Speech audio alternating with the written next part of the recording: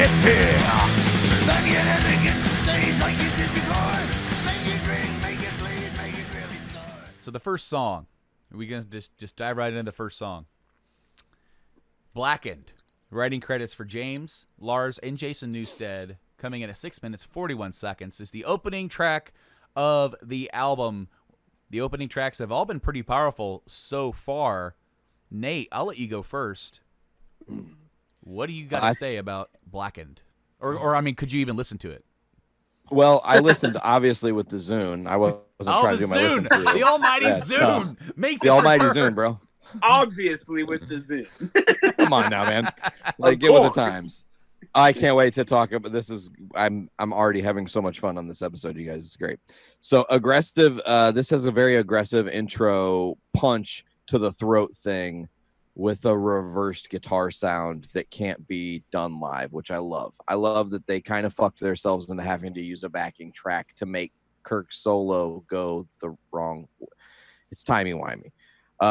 One of the best choruses, in my opinion, that Metallica to this point. Now, I'm prefacing this note with I'm trying to remember when I'm writing my notes that the band doesn't exist past 1989 right now. You know, like I haven't got to the next album. I will and sometimes reference like, oh, you can tell where they were starting to feel out Justice because it's good to note. But the breakdown is brutal. More angular riffing, mutilation. Is one of my favorite lines in the song, obviously, when they're doing that whole like callback thing. The dual lead is great. I do have one question. Where to bass? Where to bass? Where to bass? You got turned down. Turned off, bro. It's not, I mean, we'll again talk about it later. There's a solo in there that Kirk just goes fucking nuts. And I was just like, whoa, okay. Does his fingers don't have a slowdown? All right. Thematically heavy, musically heavy. And I think that secretly it's also a statement on how they felt about losing Cliff Burton. Color our world blackened, because everything they had known at that point was not that, and they lost their friend. And all they could see, even if they were using other themes, again, James being very clever, being able to have this double entendre, there's some vibes that make me, in some of the things they're saying, really scream, you know, this was influenced by the death of Cliff. Yeah.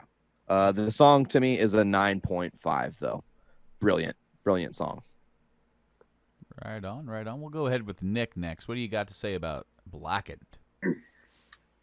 I really like this, especially as a first track. I'm one of those people that likes to consider where a song is played on the album.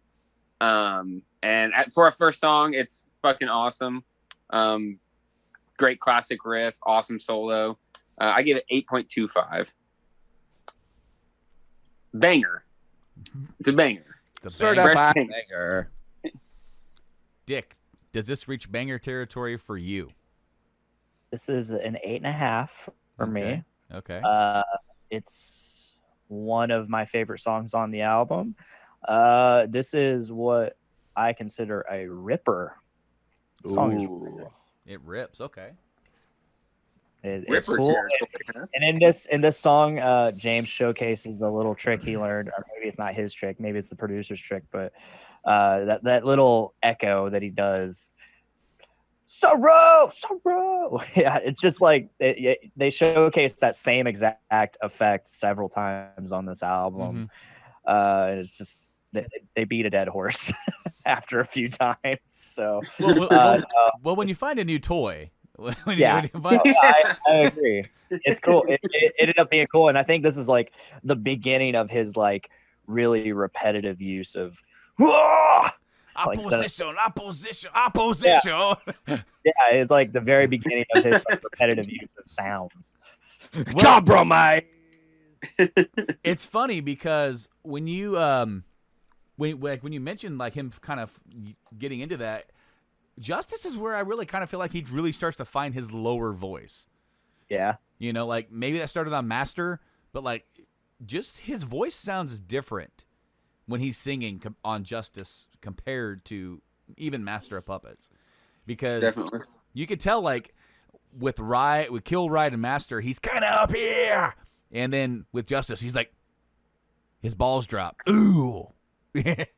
He starts getting into that. So Dick said 8.5. Nate, what did you say again? 9.5. 9.5. Okay, I want to make sure that I didn't mistype that. I gave it a 9. Again, note that I'm the guy that hasn't given any points, any 9 points. I just went single numbers all the way down with my things. I haven't done that. No, Blackened is an awesome opening. It's heavy. It's not as... It is thrashy, but it's not super thrashy. It goes like into bursts of thrash. That what Nate talked about, that reverse intro, that's such a cool story about that, how they recorded it, they didn't sound right, and then they just reversed it and like, that sounds cool, so they put that on the intro. Now he can never play it. But it just, when I hear this song, and then you don't hear the bass, but you're reminded of what Cliff brought to the band with his composition skills, and they definitely left their imprint, because I can feel Cliff's imprint all over this album. He's not there, but with what he taught James, with what he taught Kirk and Lars, and just his influence on the band is still there. Really, like overwhelmingly. I gave this song a 9, as I said. So, not the highest rated intro. Well, is it? Is it the highest rated intro so far? It can't be. It is. Not better than Battery. It is. Yeah, when Dick ranks Battery at a fucking lowball 6 like a chump. To spoiler alert, if you haven't yet got to the fucking episode where we've done Master of Puppets, you need to go back to listen to that. Yeah, no. Yeah, go listen to that. Blackened is now sitting at the highest ranked intro